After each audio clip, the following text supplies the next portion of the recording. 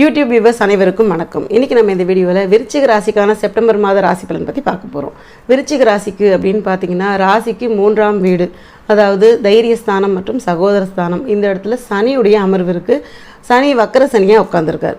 So இந்த அமர்வு வந்து பார்த்திங்கன்னா சகோதரஸ்தானம் கூட பிறந்தவங்களுக்குள்ளே வந்து பார்த்திங்கன்னா பெரிய ஒற்றுமை அப்படின்றது எதிர்பார்க்க முடியாது.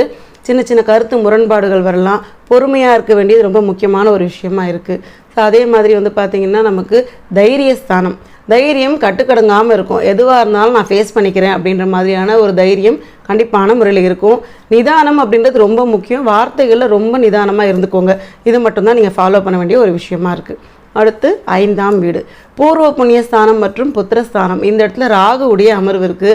ராகு 5ல் இருக்குது அப்படின்னும் பொழுது எல்லா நன்மைகளும் உண்டு. ஆனால் சில விஷயங்கள், தொழில் ரீதியான விஷயங்கள்லாம் சின்ன சின்ன இழுபறிகளோடு போகிறதுக்கு உண்டான தன்மையை ஏற்படுத்தி கொடுக்கும். நமக்கு நல்ல கிரகங்களுடைய பார்வை ஏற்படுற பட்சத்தில் வேகப்படுத்தும். 5ல் ராகு இருக்குது. உங்களுக்கு 5ஆம் இடத்துல வந்து வேறு ஏதாவது சுப கிரகங்கள் அமர்ந்து இருக்கிற பட்சத்தில் வேகமாக நடக்கிறதுக்கு உண்டான வாய்ப்பு இருக்குது. தொழில் முன்னேற்றங்கள்லாம் வெறுமையாக பிளெயினாக இருக்கக்கூடிய இடமா இருந்து ராகு அங்கே அமர்ந்திருந்தால் கொஞ்சம் தொழில் வந்து பார்த்திங்கன்னா சின்ன சின்ன மந்த நிலையை ஏற்படுத்தி கொடுக்கும். அதே மாதிரி வந்து பார்த்திங்கன்னா புத்திரபாகியம் இருக்கக்கூடிய நபர்களுக்கு சற்று மந்த நிலை தான் உண்டு. அதாவது குழந்தை வரத்துக்காக காத்திருக்கக்கூடிய நபர்களுக்கு கொஞ்சம் பொறுமையாக இருங்க, நிச்சயமாக கிடைக்கும். ராகுவுடைய நகர்வு வரைக்கும் நீங்கள் கொஞ்சம் நிதானமாக இருக்க வேண்டியது இருக்குது. ஏன்னா 5ல் ராகுவோ கேதுவோ இருந்ததுன்னா குழந்தை வரம் அப்படின்றது லேசாக லேட் ஆகிறதுக்கு உண்டான வாய்ப்புகள் இருக்குது.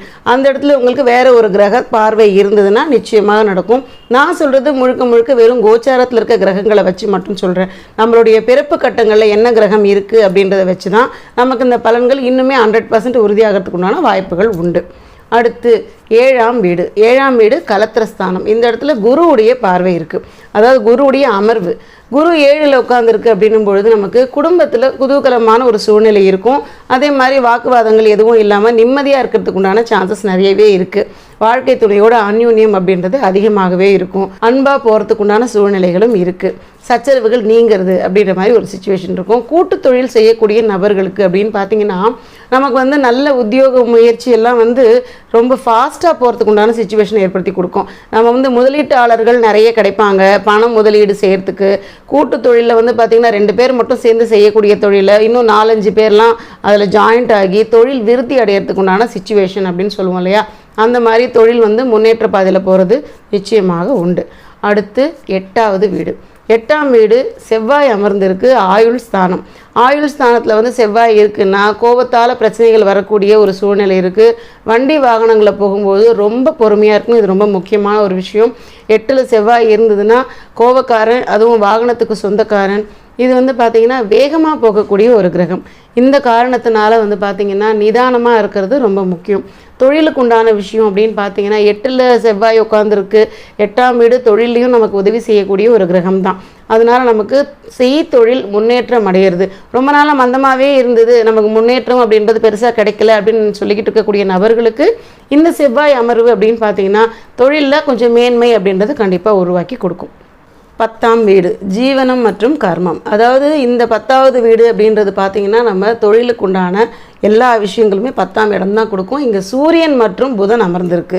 தொழில் ரீதியான முன்னேற்றங்கள் அப்படின்றது என்ன மாதிரியான சூழ்நிலை இருக்குன்னா அரசு சம்மந்தப்பட்ட விஷயங்கள் ரொம்ப மெத்தனமாக போய்கிட்டு இருக்கு, எனக்கு எந்த நல்ல விஷயமும் கிடைக்கல, தள்ளி போய்கிட்டே இருக்குது அப்படின்னு நினச்ச நிகழ்வுகள் எல்லாமே இப்போ துரிதமாக நடக்கிறதுக்கு உண்டான வாய்ப்புகள் உண்டு.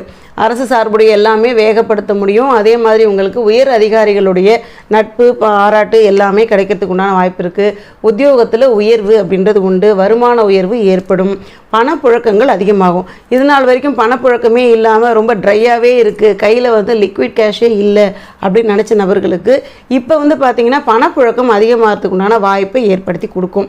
பேங்க் சம்மந்தப்பட்ட விஷயம், வங்கி அப்படின்னு சொல்லுவோம் இல்லையா, வங்கி சார்ந்த விஷயங்கள் இருக்கக்கூடிய நிலுவை கடன்கள் அதை வந்து நீங்கள் க்ளோஸ் பண்ணுறதுக்கு உண்டான ஒரு வாய்ப்பை ஏற்படுத்தி கொடுக்கும். வீடு வாசல் வாங்கிறதுக்கு உண்டான வாய்ப்பு கண்டிப்பான முறையில் உண்டு. அடுத்து 11ஆம் வீடு. 11ஆம் வீடு அப்படின்னு பார்த்தீங்கன்னா அது வந்து உங்களுக்கு லாபஸ்தானம். லாபஸ்தானத்தில் சுக்கிரன் மற்றும் கேது அமர்ந்திருக்கு.